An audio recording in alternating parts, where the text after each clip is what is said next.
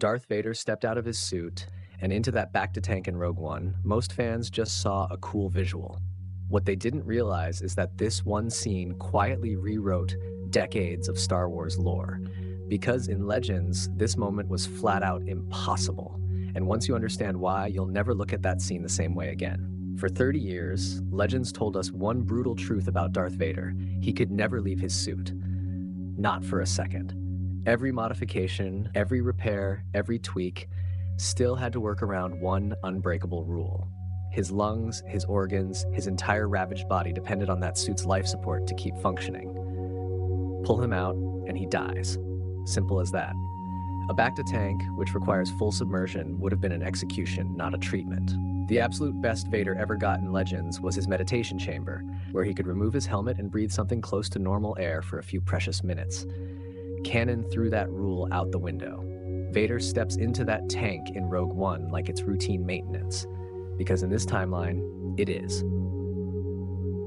Now here's where it gets dark. In Legends, Vader's first months in that suit weren't just physically agonizing, they were a slow descent into madness. He described feeling trapped, claustrophobic, sealed inside a machine that scraped against what was left of his limbs with every movement. His remaining flesh had to be scrubbed and peeled to fight off infection. The suit itself never stopped making noise, grinding and hissing, robbing him of anything resembling rest. This wasn't a life, it was a sentence. But here's the twisted genius of it. That suffering became fuel. The dark side of the Force feeds on specific emotions, and the big three are anger, hatred, and pain. Vader has anger for Obi-Wan and the Jedi in spades, but his real power, the thing that separates him from every other Sith, comes from a darker source. He hates himself more than he could ever hate anyone else. That self-loathing, layered on top of relentless physical agony, is what made Legends Vader such a terrifying engine of dark side power. Canon shifts that balance completely. Because Vader can now enter a Bacta tank, he actually gets moments of relief. The Rogue One Visual Dictionary straight up calls the experience relaxing. That's a massive departure. Less physical torment technically means less raw pain, fueling his connection to the dark side. So does that make Canon Vader weaker? Not even close.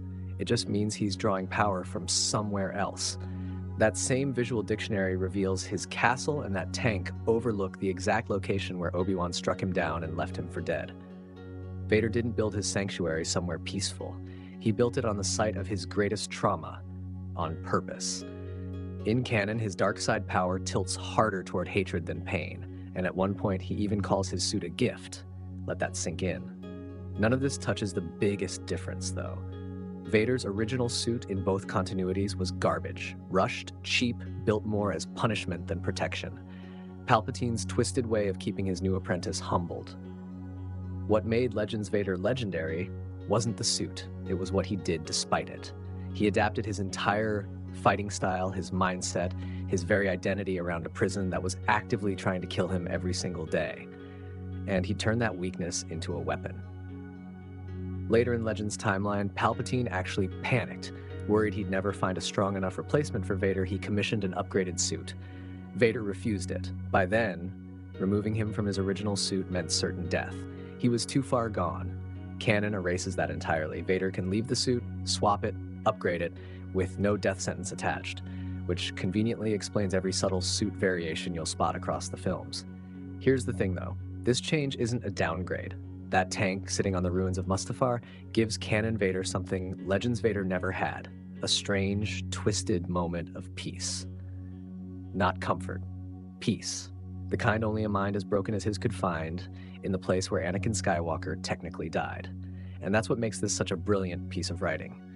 In Legends, Vader tries to erase Anakin completely, to bury him and pretend he never existed. In canon, Vader does something far creepier. He leans into that memory. He returns to the exact spot where he lost everything, again and again, almost feeding off it. Buried under all that hatred is a truth he can never fully kill. Anakin Skywalker didn't die on Mustafar. He's still in there. And maybe, just maybe, that constant torturous reminder is what eventually cracked the door open for his redemption years later. So one small scene in Rogue One, Vader stepping into a tank, didn't just look cool. It rewired his entire psychology, his power source, and quietly planted the seed for his eventual turn back to the light. If you want more deep dives like this,